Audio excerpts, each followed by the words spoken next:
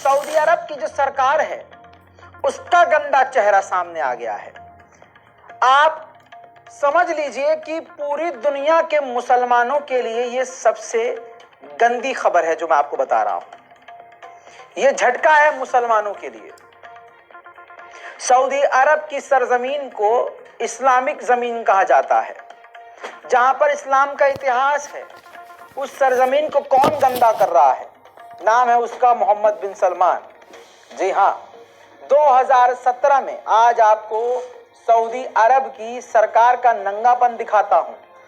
जो भारत और पाकिस्तान में अरब के अंधभक्त हैं, वो मुस्लिम अंधभक्त, ऐसे जबरा अंधभक्त जो सऊदी अरब को देखकर ईद मनाते हैं। चांद से उनको मतलब नहीं होता कि अरब ने कल ईद मना ली तो हमारी आज होगी, या आज उन्होंने ईद मना ली तो हमारी कल तो होगी। चांद से हमें क्या लेना देना, हमारा चांद तो सऊदी अरब है। आइए, आज उनके लिए ये सऊदी अरब की सरकार कितना जिल्लत का सबब बन रही है।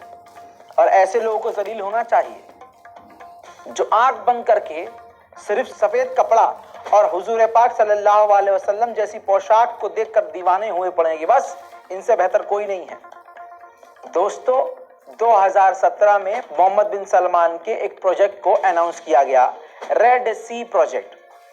अब आज इसमें हाई लेवल का काम चल रहा है और काफी जल्द ये प्रोजेक्ट कंप्लीट हो जाएगा। ये एक सी साइड है, एक आइलैंड है, और इस आइलैंड पर, इस टापू पर समझिए हर चीज है। मोहम्मद बिन सलमान का ये खुद का प्रोजेक्ट है और ये सऊदी अरब का सरकारी प्रोजेक्ट है। इसके जरिए पूरी दुनिया के टूरिस्ट को बुलाया जाएगा, इससे बिजनेस किया जाएगा और यहाँ के कानून इस्लामिक है। जैसे आप जानते हैं कि सऊदी अरब में शराब बैन है, शादी के बिना जिना बैन है, सेक्स कर नहीं सकते आप, शादी के बिना अगर कुछ किया तो फिर आपकी खैर नहीं है। और इसके अलावा आप वहां की जो महिलाएं हैं, कोई भी महिला वहां पर जो है बिना हिजाब के नहीं रह सकती, नंगापन नहीं कर सकती, बिकनी नहीं पहन सकती। लेकिन ये सारे कानून मोहम्मद बिन सलमान बदलने वाले हैं। ये जो टापू बन रहा है, जिसे रेड सी प्रोजेक्ट के नाम से जाना जाता है, आपको बता दूं यहाँ के सारे नियम और कानून यूरोप की तरह होंगे। सऊदी अरब का कोई भी कानून सऊदी अरब के इस प्रोजेक्ट पर, मोहम्मद बिन सलमान के प्रोजेक्ट पर लागू नहीं होगा। चौंकाने वाली बात बता देता हूं आपको, मिडिल ईस्ट की ये सबसे बड़ी खबर बता रहा हूं। मोहम्मद बिन सलमान का ये जो प्रोजेक्ट है, जब ये कंप्लीट हो जाएगा तो बड़ी खबर ये है कि यहाँ पर कोई भी शराब पी सकता है। पूरी तरह से शराब पियो, कोई बैन नहीं है, कोई कानून लागू नहीं होगा इस्लामिक यहाँ पर। साथ में महिलाएं यहाँ पर नंगी घूम सकती हैं, बिकनी पहन सकती हैं, और तो और अभी आगे सुनिए, इतना ही नहीं, वहां पर होटल बुक करके पुरुष बिना शादी के सब कुछ कर सकते हैं। यानी सऊदी अरब में एक ऐसी जगह बना दी गई है मोहम्मद बिन सलमान के द्वारा, जहां पर आप यहूदियों और अंग्रेजों की तरह सारे कांड कर सकते हैं। तो ये कयामत की निशानी नहीं तो क्या है? इस सबके बावजूद कोई अगर सऊदी अरब का जाप कर रहा हो तो दोस्तों जूता उठा के उसके मुंह पे छाप दीजिएगा। बहुत सारे यूट्यूबर्स को मैंने देखा है जो मुसलमानों की हक की बात करते हैं, अच्छी बात है, लेकिन सऊदी अरब के बहुत बड़े जबरा अंधभक्त हैं जो सऊदी अरब के इस गंदे प्रोजेक्ट पर खामोश बैठे हैं। जबकि सियासत जो वेबसाइट है उस पर एक एक डिटेल है, जाके पढ़ेंगे ना, शराब, कबाब, डीजे, पब, क्लब, सब कुछ इसके अंदर बताया गया है। इस रेड सी के अंदर मौजूद होगा और इस पर कोई पाबंदी नहीं होगी। जो आप अमेरिका, जर्मनी, फ्रांस में कर सकते हैं वो अब सऊदी अरब में भी कर सकेंगे, कोई भी पाबंदी नहीं। लेकिन दुनिया खामोश है। अंधभक्त किसके? सऊदी अरब के खामोश हैं। यही तो वजह है, सऊदी अरब को भूख है, पैसा कमाना है, पैसा कमाना है। इसीलिए मैं कहता हूं कि ईरान यही काम नहीं कर रहा, इसीलिए निशाने पर है। अमेरिका इजराइल से नॉर्मलाइजेशन करने के लिए, यहूदियों को इम्प्रेस करने के लिए, यूरोप के देशों को इम्प्रेस करने के लिए मोहम्मद बिन सलमान ऐसा गंदा और नंगा प्रोजेक्ट लेके आए हैं। लेकिन यह काम ईरान नहीं कर रहा है, इसलिए आज उसके हालात बुरे हैं। भले ही गरीब हो रहा है, पूरी तरह से करेंसी डूब चुकी है, बर्बादी की तरफ बढ़ रहा है, समझ लीजिए आप ही की बात बोल रहा हूं, बर्बादी की तरफ बढ़ रहा है, लेकिन कम से कम वो अपने ईमान से तो कॉम्प्रोमाइज नहीं कर रहा है। ये सोचने वाली बात है। और ऐसा नहीं है कि मैं ईरान की सिर्फ तारीफ कर रहा हूं। अगर ईरान में जो कुछ भी हुआ है पिछले 6 महीने से, जितने भी कांड हुए हैं, सब मैंने आपको दिखाए भी हैं। ईरान की जो गलतियां हुई हैं उस पर भी मैंने सवाल किए हैं। ईरान की सरकार ने जो गलत कदम उठाए हैं उस पर भी सवाल किए हैं। लेकिन आप फ्री हैं। आप सोचिए कि सऊदी अरब के नए प्रधानमंत्री मोहम्मद बिन सलमान का ये प्रोजेक्ट क्या सही है? उधर सऊदी अरब के लिए एक बड़ा झटका यूएस के कांग्रेस मेंबर ने दिया। उन्होंने कहा कि अमेरिका की बाइडेन सरकार किसी भी हाल में कोई भी हथियार अगर सऊदी अरब को देगी, हम आलोचना करेंगे। हत्ता कि अगर इस शर्त पे भी अमेरिका ने हथियार सऊदी अरब को दिए कि आप नॉर्मलाइजेशन इजराइल से कीजिए, हम इसके बदले आपको हथियार अच्छे देंगे, हम इसकी शर्त पर भी बाइडेन सरकार की आलोचना करेंगे और सऊदी अरब को हथियार नहीं देने देंगे। बहुत कुछ बड़ा हो रहा है, गुपचुप हो रहा है। इसी महीने दूसरी बार अमेरिका के विदेश मंत्री एंटोनी ब्लिंकन इसी महीने में दूसरी बार इजराइल फिर से पहुंचने वाले हैं। दोस्तों, वहीं जॉर्डन बिना बताए, बिना किसी प्लानिंग के इजराइल के प्रधानमंत्री नेतन्याहू पहुंच गए और वहां के किंग से मुलाकात करी। खिचड़ी क्या पक रही है नहीं पता, लेकिन कुछ तो पक रहा है। उधर आयरलैंड ने इजराइल को झटका देते हुए कहा है कि आपने यूरोपीय यूनियन के फंड के द्वारा फिलिस्तीन के स्कूल और कॉलेजेस जो बनाए गए थे, जिनको आपने तोड़ दिया, वो आप पैसे अब लौटा दो, वो आपको खामियाजा भुगतना होगा। वहीं यूरोपीय यूनियन, ब्रिटेन और अमेरिका ने जो ईरान पर पाबंदी लगाई है, ईरान ने कहा है हम इसका बदला जरूर लेंगे। इस बात को ये तीनों याद रखें। उधर बात करें ईरान के अंदर की, तो ईरान के हालात अभी भी कहीं ना कहीं तितर बितर नजर आ रहे हैं।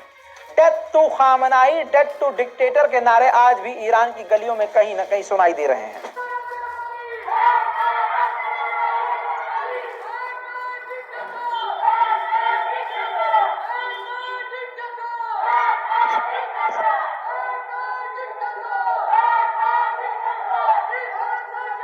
سه بهمن و همچنان محله ما هر شب شلوغ و شلوغ‌تر.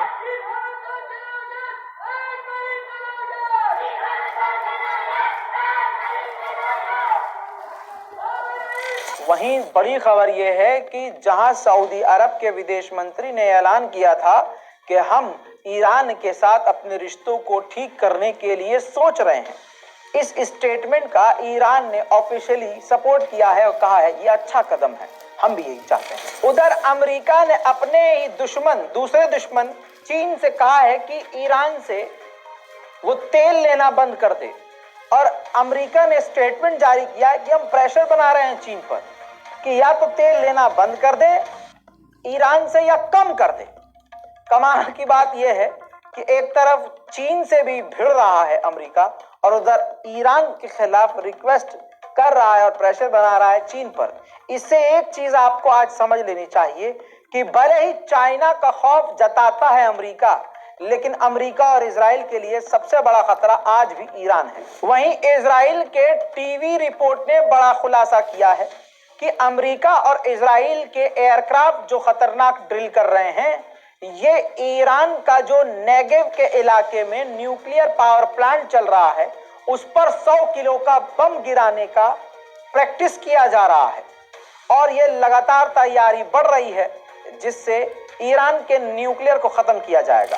उधर ईरान के सुप्रीम कमांडर IRGC के कमांडर ने कह दिया है कि ईरान अपनी इंटेलिजेंस और इलेक्ट्रॉनिक वॉरफेयर सीरिया की सरकार के साथ शेयर करने के लिए तैयार है, और यह सीधा खतरा दोस्तों फिर इजराइल के लिए होगा। इसके बाद यह तस्वीर आ गई सामने, सीरिया के डिफेंस मिनिस्टर पहुंच गए ईरान, और ईरान के दिग्गज नेताओं समेत ईरान के IRGC के कमांडर से भी मिल लिए। तो अगर इजराइल चाल चल रहा है तो ईरान भी कमजोर नहीं है।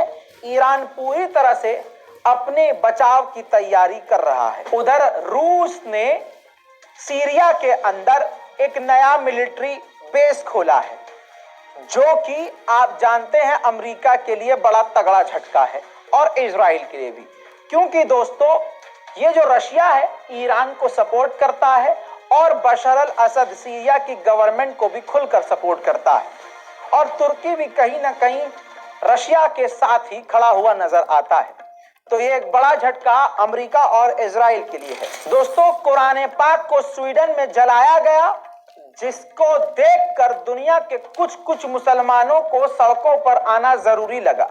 हालांकि भारत और पाकिस्तान के मुसलमानों का खून तो सफेद हो गया, लेकिन मैं आपको बता दूं कि यमन के मुसलमानों ने सड़क पर उतर के, तुर्की के मुसलमानों के बाद यमन के मुसलमानों ने सड़क पर उतरकर प्रदर्शन किया।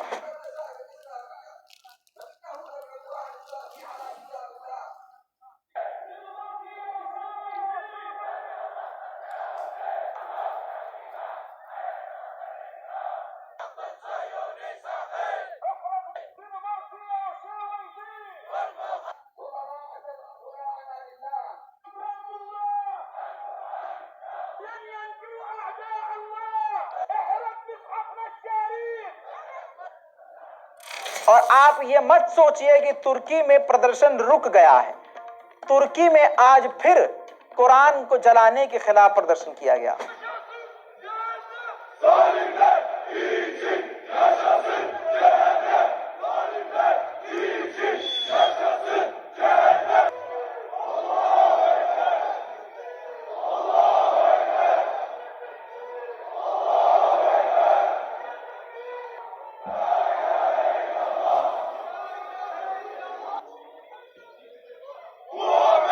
इन सब के बाद इंडोनेशिया ने भी आवाज उठाई और स्वीडन के एम्बेसडर को समन करके खरी खोटी सुनाई।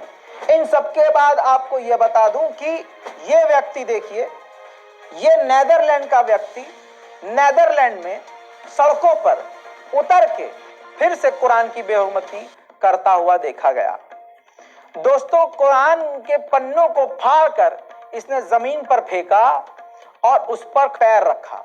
सारी तस्वीरें नहीं दिखा सकता, लेकिन ये इसलिए हो रहा है मेरे दोस्तों, क्योंकि दुनिया के मुसलमान अपनी गैरत को नाली में बहा चुके हैं। हालांकि तुर्की ने इसकी आलोचना करी है और कहा यह गया है कि स्वीडन के अंदर जिस व्यक्ति, जिस जानवर ने, जिस सूअर ने कुरान जलाया, वो भी नेदरलैंड का था। इंटरनेशनल मीडिया अब स्वीडन को नंगा करने में लग चुका है और स्वीडन पूरी तरह से नंगा हो चुका है। स्वीडन के विदेश मंत्री से पत्रकारों ने कुरान के जलाने पर सवाल किया तो अपनी पूंछ को अपने छेद में वापस डाल के भागता हुआ सूअर स्वीडन का विदेश मंत्री नजर आया। Just one question from Turkish media. Sorry, Mr. Minister. Sorry, we need to leave. But she didn't answer my question. Sorry. About the burning of the Quran issue, Mr. Minister.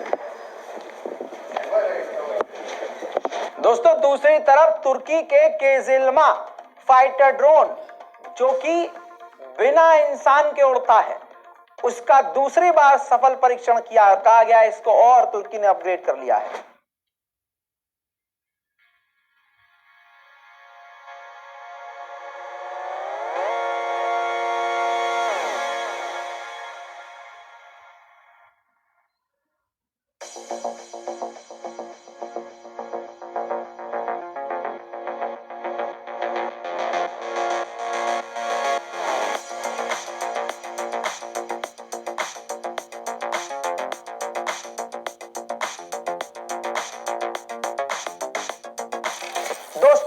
Middle east की इस report में हाथ जोड़कर आपसे निवेदन है, आपकी जो भी राय है नीचे कमेंट जरूर कीजिए और इसको शेयर जरूर कीजिए, क्योंकि ये बेहद जरूरी है मुसलमानों के लिए, क्योंकि ऐसी खबरें मुसलमानों को दिखाई ही नहीं।